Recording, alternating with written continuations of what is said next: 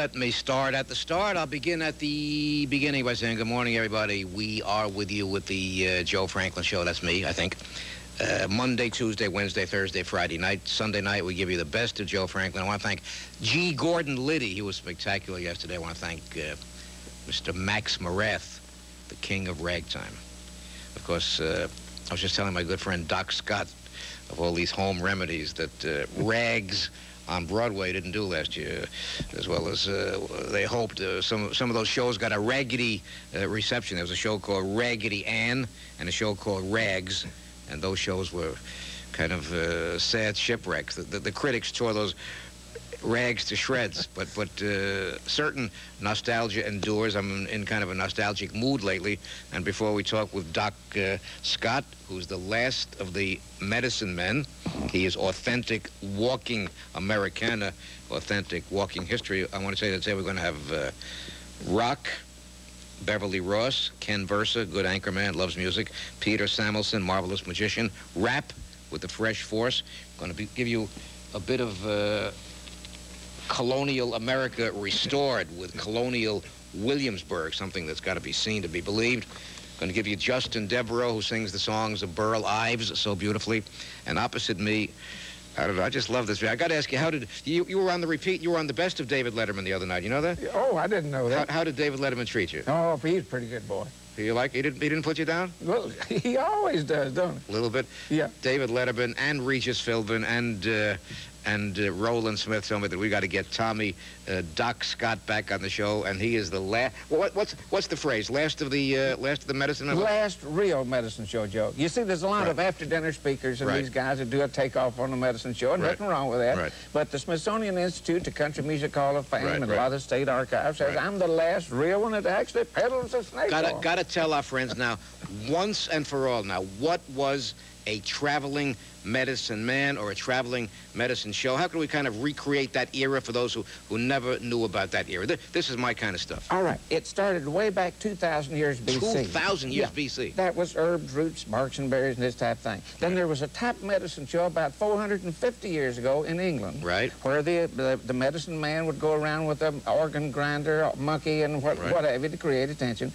And then when the settlers came to the United States, they found that the Indians, you see, were mixing all kinds of herbs together and so on. And soon showmen got involved. And the way that happened, some of the old medicine show docs would find that on Saturday night there'd be an old fiddle player and out in the country place, and there'd be 50, 75 people around. You see, it'd create attention. Sunday afternoon they'd sing a few hymns, and a few of the people would come in to bring in the crowd.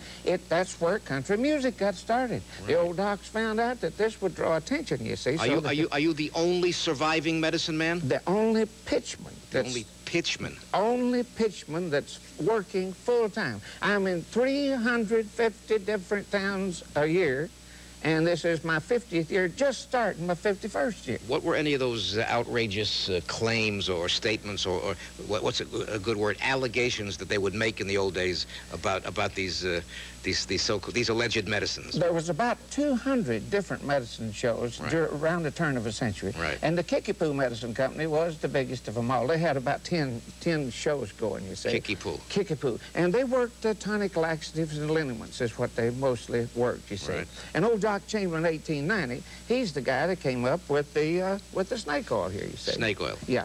And incidentally, the first snake oil, you know what was in it? What? Coal oil, kerosene, you see. Right. And turpentine. And white gasoline. Wow.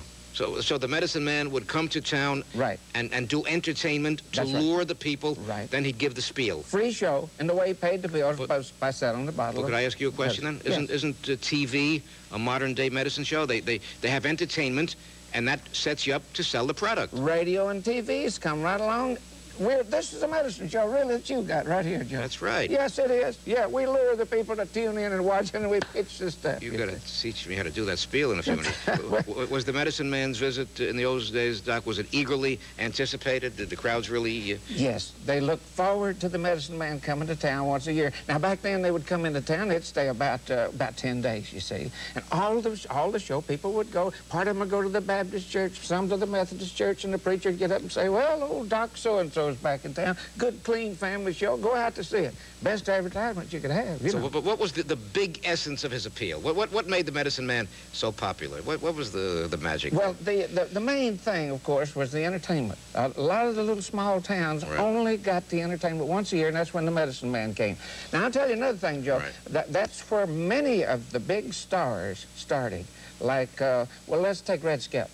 Started on the Medicine Show. With Guzzler's Gin. Yes. Well, okay. And Roy Acuff, old Doc Hauser. And he's in country music, you see, Roy Acuff. And Hank Williams, you know, the great Hank Williams wrote all the songs and so on. He and his wife Audrey got married on the platform of a Medicine Show. That was the event for the week. But you know what I got to ask you, Doc? All right. How did the more serious, or how did the more legitimate medical practitioners deal with the popularity of these, let's say a doctor really wanted to cure somebody and somebody would buy snake oil, which really wouldn't work. I mean, how did the doctors treat that? Right. In the early days, the doctors kicked it. Now, the funny thing about it, though, it's coming back around. You know, the fins on the cars could only get up so high, and they had to start back down. The dresses started getting higher and higher. They finally had to turn and go back the other way. And the same things happened with medicine. Within the past 30 years, the whole country's gone chemical nuts, Joe. Chemical nuts, Now it's going back to the real old-timey remedies and so on. And many doctors. I'm on a lot of call-in shows, and they'll call This man goes on call-in shows, and he stays on there all night for 5 hours, gets 3,000 phone calls, I've been told. That's right, yes. Recently, I was on the radio, 50,000 water, just a week ago. Where did you learn your craft, Doc? Where did you learn your trade? Old Doc Chamberlain came to my hometown. What town was that? That was Toccoa, Georgia. Right. T-O-C-C-O-A, Toccoa in Georgia. That's an Indian name, of course, and many of these medicines were Indian formulas, you say. And he came to my hometown, and all medicine shows always had a beauty contest and an amateur contest. So I was a guitar picker and sung old country songs, and I hitchhiked to town and with my old guitar over my back, won the contest, and he hired me $6 a week, and I slept in a wagon. That's how I got started. I wonder if I might ask my guest for what you might call a mini sampling or a mini spiel of how you hawk your snake oil. You know, starting with the step right up, and I'm going to tell you, I've got the cure for what ails you. I happen to be a fan of that kind of... I say, the old-timey way. Yeah, the old-timey way. We do it kind of sophisticated, but the old-timey way, well, Doc could get them up as close as he could, you know, to where he can nearly touch them. Do you ever have shills in the audience? Shills? Oh, yes, really? yes. Sticks, too. You know what a stick is? No. That's the same as a shield. You got 2 or 3 of them out there to buy the first bottle. Get them all excited. Get them rolling, right. But the old Doc could get them up real close. You can't sell some guy sitting way across the street under a shade tree. I'd get them up, and he'd start talking real soft, and then he'd almost scare him to death. I said, hey, look this way, Doc Scott's last real all-time medicine show. Now, if you're feeling down and out and you don't know what to do, seem the world done crushed you and your friends turn their back on you, nature's pathway to health will help you. Try a bottle of the snake oil today. Just rub it on as it's plainly directed, and it'll chase your aches and pains away. A little rubbing in the morning and another noon and night. Why, you feel so well, you want to yell. Woo! The stuff will make you right. Made out of herbs, roots, barks, and oozes gathered from many parts of the globe, and out goes a bottle to the left and 1 to the right, and 2 or 3 bottles down the center aisle, and the last bottle to old Joe over here. I love it. I love it. Thank you. Oh, that's the way they used to do it. I'm chatting here with the man with the... He makes a living doing this, too, by the way. What were some of the more exotic ingredients of some of those alleged... Around the turn of a century, they started putting cocaine in the thing. That's good. That's good. Yeah, that's some of these shysters. Right. And I like to think that maybe that some of these shyster medicine men is the one caused the 1906 Pure Food and Drug Act to be passed. Really, Joe. That's funny. Ladies and gentlemen, a very funny book on anecdotes, and it's a real memory lane. This is in his 12th printing. I know that. This man is an empire. He's got all kind of record albums here. This man is an empire, and he's on all the important radio and TV shows. You take some of the old-timey remedies there. Just if you had a bunion, you know, well, you just take fat meat, put the fat meat on there, and next morning, why, you know, it'd bring it to your head, it'd turn white. You take your finger to the 2 thumbs, push a little, and I hope somebody ain't eating eggs.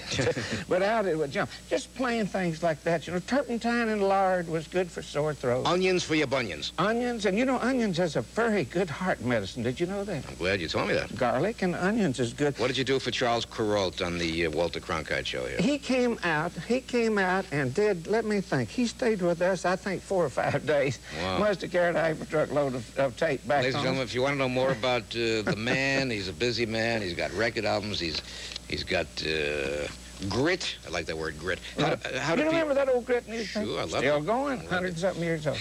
Is your number box 100? Yes. Anybody like to find out about snake oil or my remedy books or any of this can write me to Doc Scott. That's D-O-C, right. S-C-O-T-T, Doc Scott, box 100 in Toccoa. Toccoa, Toccoa, Georgia. Georgia, 30577. That's Doc Scott, Toccoa, Georgia. Well, you can write to me and I'll forward all the mail to Doc. Doc, how about saying now, I'll be right back after the intermission. You know, the way you medicine now.